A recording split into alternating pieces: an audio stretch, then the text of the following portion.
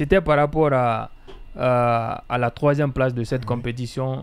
Je pense que c'est un match de classement, un match de consolation et cette équipe de l'Afrique du Sud a su profiter des opportunités pour occuper cette troisième place. Et on sait que durant la rencontre, ça n'a pas été facile. Ça a été un match ouvert, en tout cas, là où il y avait les occasions de part et d'autre, mais il manquait juste du réalisme.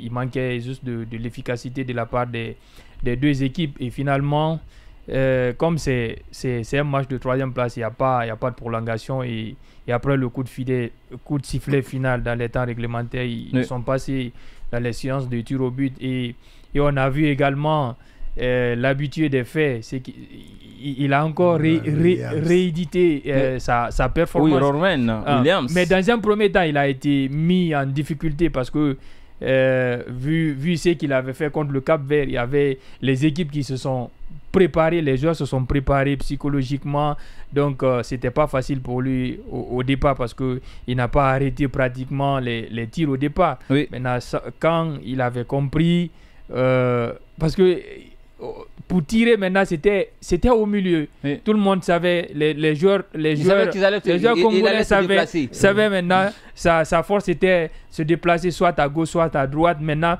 il mettait le ballon au beau milieu. Oui. Donc il n'arrivait pas à capter. Maintenant le dernier tireur, il a essayé de partir maintenant en laissant le pied traîner. Oui. Et ce pied traîner a repoussé. La justice de Dieu. Malheureusement, hein, pour lui, cette fois-ci, il s'est rattrapé. Oui, c'est un Marseillais. Je l'aime bien. Je n'aurais pas voulu que ça se passe ainsi pour lui. Mais donc, cette équipe du Congo avait la balle de match de la RDC. De la RDC, oui. La République démocratique du Congo, oui. avait la balle de match à travers Chancel Mbemba. Oui. Mais finalement, il a loupé le penalty. Et on sait que ce n'est pas un joueur à reprocher. C'est l'âme de cette équipe. Oui. Mais malheureusement, il a loupé ce penalty. Et finalement, l'avantage est revenu à ces Sud-Africains. En tout cas, on va essayer de les féliciter vu ce qu'ils ont réalisé. En tout cas, leur parcours était exceptionnel. Vu l'effectif, parce que les joueurs qui jouaient, c'est des joueurs qui évoluent pratiquement sur le continent africain. Évidemment, et aller en finale avec cet effectif, il faut les féliciter. Ils feront très mal les Sud-Africains au prochain CHAN. Hein? Tenez-vous.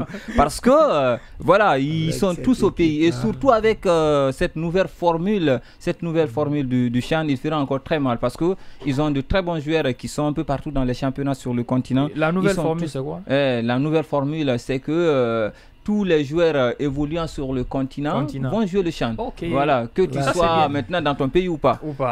C'est pas encore entériné à 100%, mais c'est presque fait. C'est presque fait. Donc les Guinéens qui sont dans les autres pays peuvent jouer pour la Guinée, les pays maghrébins, notamment en Afrique du Sud. Donc ça, au moins, ça va leur permettre d'avoir la même ossature au CHAN, avec un Percy Tao qui va revenir à jouer dans son pays.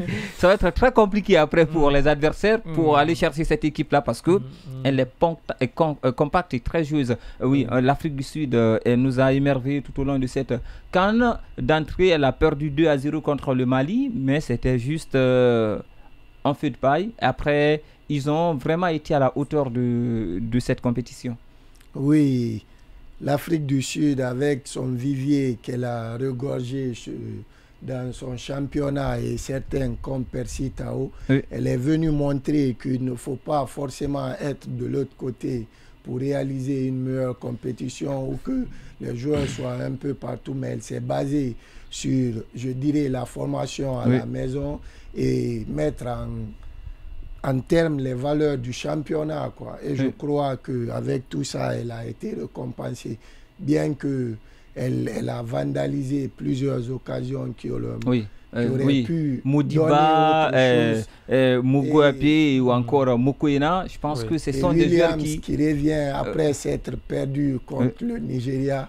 Il se retrouve contre évidemment la RDC. C'était un non-match contre le Nigeria. Il s'est repris contre la République démocratique du Congo qui était un adversaire à sa taille face à une équipe de RDC. Que dire donc de ces léopards-là? Les léopards qui ont été tellement chanceux dans cette compétition. 7 matchs, 5 nuls dans le temps réglementaire, une seule victoire et une défaite.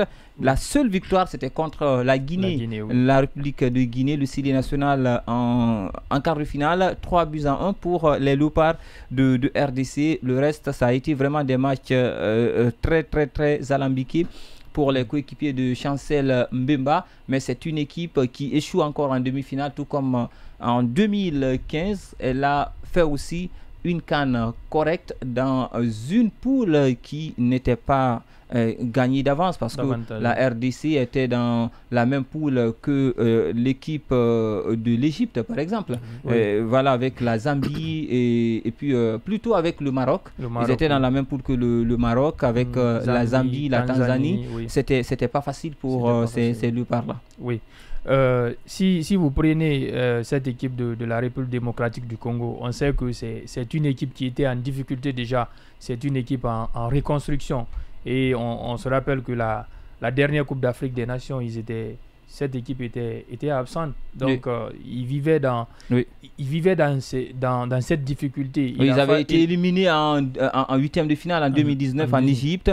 Ils ont aussi, contre Madagascar, surtout qui découvraient la compétition, et puis ils ont manqué l'édition passée. Donc, cette équipe... Éliminée par le Libéria. Voilà, en phase de... L'une des plus petites nations du football africain. Donc, on voyait déjà toutes ces difficultés que traversait cette équipe de la République démocratique du Congo. Donc il a fallu l'arrivée du sélectionneur Sébastien Desabre. Donc il est venu, il a essayé de remobiliser la troupe, il a essayé de s'appuyer sur beaucoup de binationaux. Donc moi je pense que les difficultés rencontrées par cette équipe dans cette compétition ne sont pas c'est que ne m'étonne pas, c'était prévisible. Donc faire ce parcours avec toutes ces difficultés, moi je pense qu'ils ont bossé, ils ont travaillé, ils se sont remobilisés, parce que si vous prenez leur parcours au niveau de phase de groupe, ils n'ont pas gagné pratiquement, ils ont fait des matchs nuls. Et ensuite en huitième de finale contre l'Égypte, ils ont fait match nul également. C'est les tirs au but qui les ont séparés. Également contre la Guinée, ils se sont réveillés, ils ont élevé le curseur, ils ont élevé leur niveau. Ils ont élevé le curseur, ou peut-être que c'était un adversaire aussi modeste qui était en face, un adversaire qui n'a pas su prendre la mesure de la chose. En tout cas, d'une manière ou d'une autre, ils ont essayé d'élever leur niveau. En tout cas, il n'y avait pas en tout cas de photo entre ces deux équipes vu le résultat final, parce que la Guinée n'a pas pratiquement joué dans cette rencontre. C'est la RDC qui a été efficace, qui a été réaliste. Finalement on a vu ce qu'on avait vu, et je pense qu'ils ont fait un boulot qui mérite d'être salué. Il faut les féliciter par rapport à leur parcours, exactement comme on a fait pour l'Afrique du Sud. C'est des équipes à encourager, c'est des équipes qu'on n'espérait pas les voir à ce stade de la compétition, mais on les a vus. Donc il faut les féliciter, et moi je pense que la prochaine édition ça va être encore tendu, parce qu'on pense que les ingrédients vont donner. Oui, et surtout qu'il y aura des équipes aussi peut-être qui vont être vraiment de très belles surprises, comme cette année, cette saison. Cette année, il y a eu la Guinée équatoriale, le Cap-Vert par exemple, qui nous ont vraiment enchantés tout au long, en termes de jeu et de résultats surtout. Parce que la Guinée équatoriale a terminé première de sa poule devant le Nigeria qui est en finale aujourd'hui, et puis le Cap-Vert également a terminé premier de son groupe devant des équipes comme le Ghana qui n'est allé nulle part, l'Égypte également qui a terminé derrière cette équipe-là. Donc c'est très compliqué pour les autres équipes dont on va parler certainement dans nos prochaines émissions. Dans notre émission bilan de ce lundi, nous reviendrons sur ces équipes qui ont dessus, ces équipes qui nous ont émerveillés, et puis nous reviendrons sur le palmarès de cette 34e édition de la Coupe d'Afrique des Nations